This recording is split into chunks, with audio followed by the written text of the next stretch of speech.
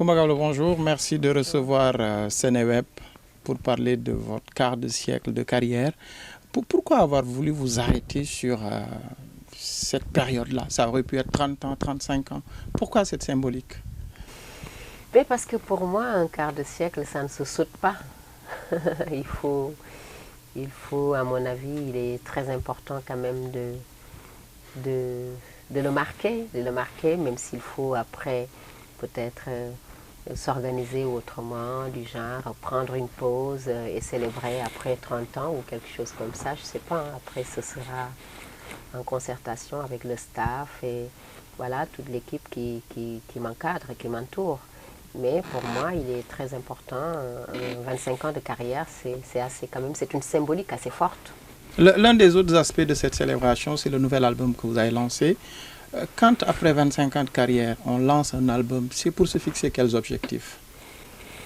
Écoutez, moi je pense qu'après 25 ans de carrière, on lance un album, on fait ce qu'on aime faire, ce qu'on sait faire, c'est notre métier, c'est comme se lever, aller au boulot le matin parce qu'on doit travailler. Mais au-delà de ça, c'est parce qu'on est passionné de ce qu'on fait. C'est pour moi l'une des premières raisons. L'autre raison aussi, c'est qu'il faut satisfaire le public. Il faut continuer à répondre à la demande du public, continuer à satisfaire mon public. Et tant que mon public voudra que je continue à chanter, je répondrai à leurs demandes. Pour moi, c'est très important. D'autant plus que cet album est un album assez particulier après 25 ans. Parce que c'est un album totalement tradimoderne, à travers lequel on note la présence de flûte, de kora, de balafon, des percussions avec des mélodies assez traditionnelles. Donc c'est une sorte de retour aux sources pour moi. Donc la Gawlo est retournée à la Gawlo. Je ne dis pas que j'en étais sortie, mais je suis retournée revisiter l'histoire des Gawlo et des griots à travers cet album Sen Gawlo Yeksina. Forcément, quand certaines personnes vont s'arrêter comme vous sur ces 25 ans, ce sera pour parler des succès que vous avez connus à travers des disques d'or, de platine, la prestation dans de grandes scènes, la collaboration avec de grands artistes du monde. C'est un peu la carrière dont vous, personnellement, vous aviez rêvé en démarrant? Oui, moi j'ai toujours rêvé de faire de grandes scènes, j'ai toujours rêvé de côtoyer de grands artistes, j'ai toujours rêvé de visiter le monde, d'apprendre, de découvrir des choses, parce que je pense que c'est seulement par cette voie que l'on peut apprendre beaucoup de choses et qu'on peut se perfectionner. Et je dois avouer que ces 25 longues années comment dirais-je, de travail, de collaboration, voilà c'est le mot, de collaboration avec des artistes d'ici ou d'ailleurs, m'ont beaucoup appris, m'ont beaucoup renforcé dans ce que je fais et ça ne veut pas non plus dire que j'ai arrêté de rêver, je continue toujours de rêver. Le rêve, c'est fabuleux, ça vous donne de l'espoir et ça vous renforce, voilà, ça vous donne, c'est un moteur le rêve. Tout à l'heure, en parlant un peu de cette Gawlo qui retourne à ses origines Gawlo, vous faisiez allusion à vos origines de famille artiste. Au Sénégal, vous n'êtes peut-être pas la seule dans ce registre-là, mais pour vous, qu'est-ce qui a été déterminant pour vous amener à la carrière que vous avez connue? J'ai eu cette chance extraordinaire d'avoir été formée dès le départ par mon père, à beaucoup travailler, à avoir la rigueur et l'exigence de travail, à me surpasser, à beaucoup me surpasser, à me dire je peux encore y arriver, je peux faire plus. Et quand on a appris les choses de manière douloureuse parfois, mais de manière assez exigeante, ça vous permet aussi de vouloir brasser encore d'autres choses. 25 ans de succès, mais forcément quelque part il y a un ou des points d'insatisfaction pour vous, des choses que vous auriez voulu réussir et que vous n'avez pas réussi pour le moment? Oui, ça arrive toujours. Vous savez, l'homme n'est jamais satisfait. Voilà, l'homme n'est jamais satisfait. On veut toujours faire des choses, plus encore. On veut toujours plus de choses dans la vie. Mais c'est vrai que j'ai encore envie de faire plein de choses. J'ai encore envie de continuer à créer des mélodies même des fois peut-être impossible et tout, mais voilà, je continue à travailler. Moi, je pense que c'est ça le plus important. J'ai énormément de bonheur tous les jours que je rencontre les fans, tous les jours que je rencontre des amis, tous les jours que je représente mon pays un peu partout au Sénégal et en dehors du Sénégal. C'est un plaisir immense pour moi. Voilà, maintenant, c'est vrai que voilà, quand on est perfectionniste, c'est vrai qu'on n'est jamais satisfait, mais ça va, je rends grâce à Dieu. Est-ce qu'il y a une chose que vous considérez comme le principal échec de vos 25 ans de carrière? Échec, je ne sais pas si je peux parler d'échec. Moi, je ne parlerai pas d'échec. Je pense qu'en 25 ans de carrière, Dieu m'a donné beaucoup de choses. J'ai réussi à faire énormément de choses, vraiment, parce que j'ai réussi à apprendre énormément de choses. J'ai réussi à découvrir et à rencontrer des hommes et des femmes, des artistes, voilà, fabuleux vraiment, avec qui j'ai appris beaucoup de choses, auprès de qui j'ai appris beaucoup de choses, auprès de qui j'ai vécu des moments d'intense émotion, voilà, et de bonheur. Voilà, s'il y a peut-être quelque chose, moi, pendant mes 25 ans de carrière, qui me rend parfois triste, c'est comment dirais-je, le fonctionnement de la musique africaine en Afrique. Parce que comme vous le savez, la musique africaine en Afrique n'est pas suffisamment valorisée. En Afrique, nous avons des talents énormes. Voilà, les artistes sont des génies, ils ont beaucoup de talent, ils sont brillants. Mais malheureusement, très peu sont ceux qui arrivent à s'en sortir, ceux qui arrivent à tenir, à joindre les deux bouts. Voilà, la culture est sous-évaluée en Afrique. La piraterie gagne énormément de terrain, les CD et les disques sont moins vendus. Hein, et puis, il y a de moins en moins comment dirais-je, de grands événements en Afrique parce que les organisateurs ou les promoteurs de spectacles ont un peu baissé les bras parce que peut-être les financements ne suivent pas.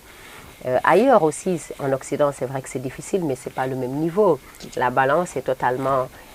comment dirais-je, la balance est totalement pas équitable du tout. Voilà, ce qui fait que tout cela, ce sont des choses, moi, qui me frustrent beaucoup, que je n'appelle pas des échecs, mais qui sont des frustrations pour l'artiste africaine engagée que je suis, qui aime son continent, qui aime son pays, qui trouve que c'est magnifique et qui trouve que les artistes de son continent sont de brillants artistes et qu'ils mériteraient dans leur continent d'abord qu'on puisse les épauler davantage, qu'on puisse valoriser les acquis. Voilà, il faut savoir valoriser les acquis en Afrique et s'il y a un problème que nous avons ici en Afrique, vraiment, cela en fait partie. Vous avez la chance à plusieurs reprises de rencontrer des dirigeants africains. Sentez-vous chez eux des dispositions justement pour intervenir dans ce sens-là, pour offrir évidemment aux artistes africains un mieux-être? C'est dans ce sens-là, c'est dans ce sens. C'est d'ailleurs, c'est pour cette raison que moi je les rencontre toujours et je dois avouer que à chaque fois que j'ai l'opportunité d'être reçu par un chef d'État ou une autre autorité en Afrique, les points parmi lesquels, les points dont je discute avec eux, parmi les points dont je discute avec eux, fait partie, bien entendu, le développement, le perfectionnement, le renforcement de l'industrie culturelle africaine. Les artistes sont les représentants, sont les porte-étendards, voilà, de leurs différents pays. Et je pense qu'il est très important qu'en Afrique, qu'on le comprenne. Quand j'ai été au Niger, où j'ai beaucoup échangé avec le président Issoufou, qui est un homme très en avant sur les choses, hein, assez ouvert, il a beaucoup compris ça. Et c'est d'ailleurs au Burkina Faso aussi, en Côte d'Ivoire ou ailleurs, et même au Sénégal récemment avec le président Macky Sall, avec qui j'ai beaucoup discuté de l'importance de la musique, des artistes, de leur rôle dans la société. Et il a d'ailleurs très bien compris, c'est quelqu'un qui a compris que les artistes sont les ambassadeurs et qu'il faut les valoriser, il faut les mettre en avant parce que c'est eux qui parlent pour les sans-voix. Et à chaque fois que vraiment j'ai cette occasion de m'asseoir, de rencontrer un dirigeant africain, ça fait partie des points que j'aborde avec eux. Parce que pour moi, il est très très important aujourd'hui que les artistes soient plus en avant, soient plus mis en avant. Mais je pense qu'eux aussi, ils doivent s'organiser davantage pour leur propre combat. Parce que ton combat, c'est à toi-même de le mener, avant que quelqu'un d'autre Au moins pour démarrer. Voilà, avant que quelqu'un d'autre le fasse pour toi. Mais je pense que si on les booste encore, on les épaule, on les encadre, on leur montre qu'on est conscient qu'ils sont les porte-drapeaux, ça va aussi les motiver. On va parler de deux choses pour terminer. La première est en rapport justement avec toujours les chefs d'État, mais ceux du Sénégal. En 25 ans de carrière, vous avez vu 3 présidents passer. Vous avez démarré sous Diouf, vous avez été là sous Wade, maintenant vous êtes là avec Macky Sall. Quels sont généralement, ou quels ont été généralement vos rapports avec ceux qui ont dirigé le Sénégal pendant ces 25 ans? Vous savez, j'ai cette chance extraordinaire d'avoir eu et de continuer à avoir d'ailleurs d'excellents rapports avec chacun de ces 3 chefs d'État. Abdou Diouf, alors que je n'avais que 27 ans, m'a élevé au grade de chevalier de l'Ordre du Lion. Voilà, et puis m'a accordé, m'a vraiment traîné le tapis rouge, si je peux le dire ainsi. Quand j'ai eu mon disque d'or, il m'a reçu, et de platine, il m'a reçu. Et à chaque fois, assez souvent, quand j'allais en France, alors qu'il était président de la francophonie, il m'accordait une audience, on échangeait de la culture, de la francophonie et du développement de l'Afrique. Le président Abdoulaye Wade, après le départ d'Abdou Diouf, tout le monde sait que pendant qu'il était à l'opposition déjà, il a toujours été un père. Voilà, mon père et mon ami. Naturellement, les relations ont continué quand il était chef d'État.